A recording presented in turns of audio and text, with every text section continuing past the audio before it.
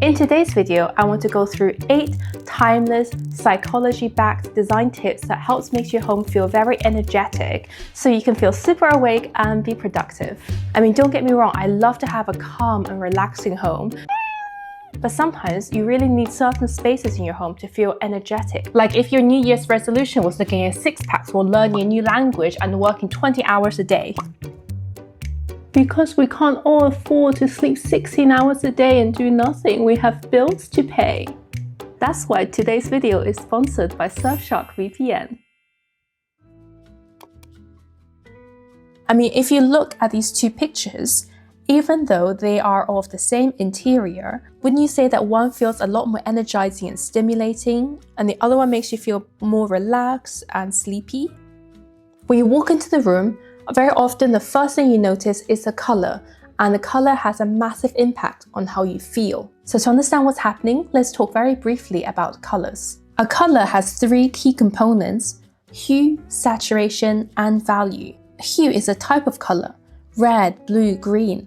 Saturation measures how intense or muted the color is. High saturation colors are bright and vivid, while low saturation colors feels much softer and more subdued. And the value refers to how light or dark a color is. If you want to inject more energy into certain spots in your home, choose colors that are high in saturation and often mid to high in value. And this for sure will keep you more stimulated, so you'll find more energy to do the things that you want. And I think this is why when you're going to spaces where a lot of play and movement is supposed to be happening, they tend to be decorated in these highly saturated colors. Why does this work? Well, the science of color tells us that vibrant tones create a sense of visual stimulation. They activate the sympathetic nervous system that's linked to energy and arousal, while muted tones engage the parasympathetic system for relaxation. And from an evolutionary angle, we're just generally wired to notice bright colors more. Just think of things that are colorful in nature: ripe fruits, sunrises, fire. So if there are spaces in your home where you feel like it's just too calm, too boring, and it's draining you, you might want to think about adding pops of color in there. You don't have to go in and paint the entire room bright yellow or bright red. You can just experiment with tiny pieces. Start with maybe some of the textiles you have in your home on a seasonal basis, or maybe a fun, colorful lamp on your work desk, an interesting throw on your otherwise grayscale sofa. Or experiment with some fun posters and artwork on the wall. And even if you change your mind later, it's very easy to correct. Speaking of stimulating colors, we have to talk about the color red. Research in color psychology consistently finds that the color red makes people more hungry and move with more urgency. And this is why this color is used so much in fast food restaurants. And when you translate this into interior design, the use of red or other bold colors can inject energy and personality into spaces that might otherwise look and feel a little bit monotonous and boring. So if you want to make your home feel more energetic by adding red in your home, you can start with small things like a red blanket or a statement piece of furniture, artwork that feature dynamic colors, rugs, fabrics, tablecloths, or just simple decorative objects.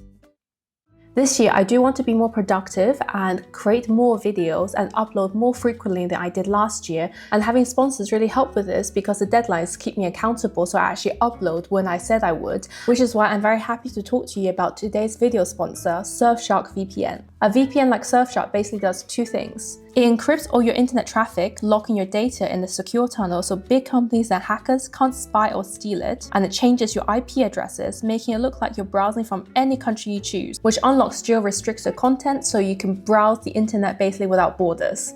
Surfshark has over 4,500 servers and 140 destinations, so you can access different Netflix libraries, Apple TV, Disney Plus content, whatever streaming platform you like to use, and I use full advantage of this. One of my favorite comedies to watch is called It's Always Sunny in Philadelphia, but weirdly the latest season is just not available in Germany anywhere. So I opened the Surfshark browser extension, switched my location to the UK, and there it is, as simple as clicking a button. Recently, I was traveling in China for a week, and as you know, a lot of social media apps that we take for granted are not allowed there. So if you're someone who's running a YouTube channel, It's pretty rough, but with Surfshark VPN switched on, I can connect to a server and use it just like it's back home. They also have these features like securing your online data, cookie pop-up blockers. So if you want to try it, they have a 30-day money-back guarantee, so there's no risk. You can also use my link surfshark.com/BaiXu in the description, or use the code BaiXu to get 4 extra months for free. If your room is already colorful but it still feels a bit sleepy and dull, it's probably because you don't have enough color contrast in the space. Monochrome spaces are calming because everything blends together smoothly. Our brains detect contrast for basic survival. Your eyes and brain are built to spot edges and changes where light turns dark or colors shift. So these neutral, low contrast rooms feels really calm, but looks super flat and sleepy because there's just no visual edge to grab onto. So this might be great for a space like a bedroom where you need to feel very zen. But if you, for example, want your office to feel a bit more mentally engaging, then you do need a bit more visual tension in the space. And you can build visual tension by adding in color contrast. And the strongest contrast you can get is by picking colors from opposite sides of the color wheel. You see how in this room, when everything is brown, it feels like a lot more flat and zen. But as soon as I start adding in features that are a bit more blue, and then there's just more visual interest and your eyes are moving around the space a lot more. Likewise, this very soothing all green room immediately gets more stimulating when you add in some red or orange or, something that's on the opposite side of the color wheel. So if you want to use this effect in your home, look at what colors you already have in the space, what color is dominant, and experiment with something on the opposite end. Like if your living room is all green, what about adding something that's red or orange or pink? If you want to paint the ceiling a certain color, how about doing different parts of it contrasting colors? If you find your bedroom really too sleepy, like this all gray bedroom here, then you can try, just changing the bed sheets. Or something that's a little bit more high effort is painting half of the walls. It's playful and it wraps around the whole room so it feels more cohesive than just doing an accent wall. If you look at these two rooms with the same wallpaper, which one feels more energized? Chances are, it's the wallpaper that has a large bold pattern on. Small patterns, when viewed at a distance, blur together and often read as something that has very fine texture or even a solid color, whereas a pattern that is really big has extremely high contrast and is very bold and in your face. So if you're the kind of person who likes patterns but you also want the space to feel stimulating, go for big bold patterns. But before you go and wallpaper every single surface, there is too much of a good thing. Too many patterns in one space, especially big ones, can feel overwhelming. So here are some things to keep in mind before you go on your pattern adventure. If you have a big bold pattern in the room, let it be the main piece. So for example, if you have a really big pattern sofa, I would refrain from picking the rug and the cushions and the throws next to it to also have really big patterns. I would mix it with more solid colors. If you're not sure you can commit to the pattern, try it on smaller surfaces instead. Instead of committing to 4 walls in a room, how about just doing the ceiling? Or wallpapering the inside of your picture moldings, or just half of the walls. And it also helps to pick the right room to experiment with big, bold patterns. I think some really small windowless spaces like the laundry room or like the guest toilet tucked under the bottom of the stairs are perfect spaces for exploring with big, bold patterns. And because it's quite small, playing around with something this bold will not overwhelm you compared to, a massive open plan living, dining, kitchen space. Not only does the color and pattern size affect the level of energy, the shapes you see around the room also makes a big difference. Picture this, you're scaling a jagged, rugged cliff. Every sharp point and abrupt drop keeps you hyper alert. Now contrast that with lounging on a soft, curving beach wave. One makes you very high energy and the other one makes you sleepy. Because one is full of sharp, dynamic lines and the other one is full of curves that soothe you and calms you. We react the same whether they're patterns on surfaces or if they determine the shape of furniture and other objects. So if you want to create more energy in your space, you can also make it feel more dynamic by using sharp lines in your decor, in your furniture. You can use directional lighting to create shape and shadow. You can also try wallpaper instead of with flowers and clouds, geometric prints. Place them on the wall, place them on the ceiling, place them on the floor, place them on fabrics, on the inside of your cupboards, so many different places.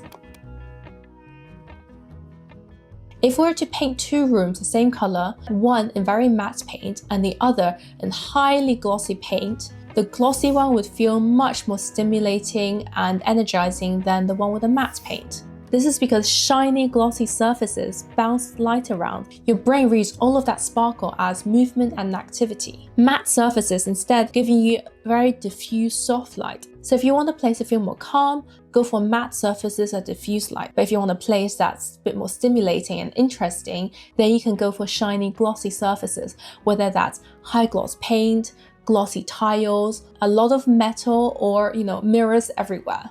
But do bear in mind that too many glossy surfaces can create glare and can overwhelm you and make you feel a little bit like you're in a nightclub. So very cool, but probably not livable. The color of your lighting can make you feel very cozy and relaxed, or alert and energetic and productive. A room filled with warm light helps you relax and unwind, whereas cool light does the opposite and makes you more awake, alert, and ready to work. Just think about the last time you went to a supermarket where everything was lit up in bright, white, cool lights. Did you feel sleepy? Probably not. Whereas if you go into a restaurant that's lit with candles, and there's a fireplace going on in the background and everything is very yellowish and low and warm, then you feel a lot more relaxed. This is because humans evolved under sunlight, bright and slightly blue during the day and golden and warm in the evening.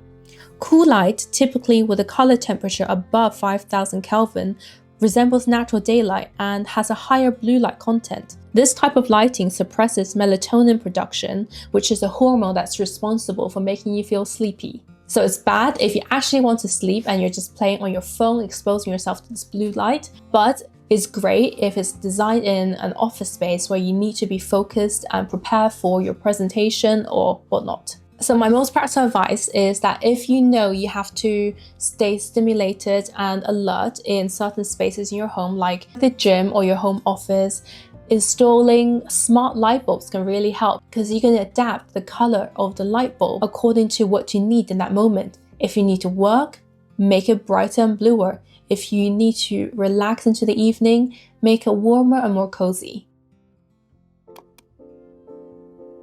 Most people prefer rooms with high ceilings because they feel more open and pleasant. But it goes deeper than that because the ceiling height also affects how you think.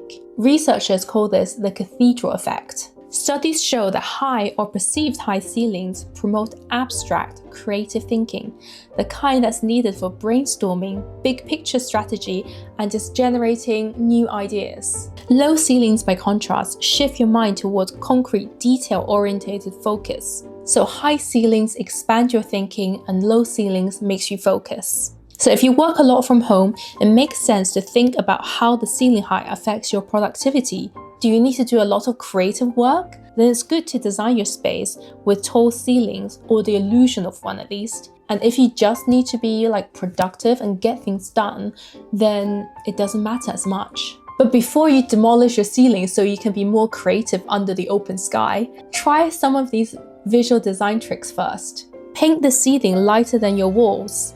A white or very pale ceiling draws the eye upward, which instantly makes a room feel taller. You can also try decorating using vertical lines.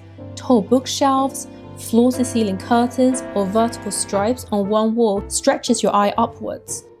If you found this video interesting, you'll probably want to check out my other design psychology videos that's popping up on this side of the screen right now.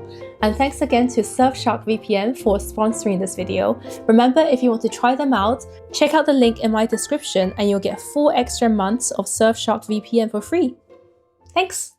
Bye!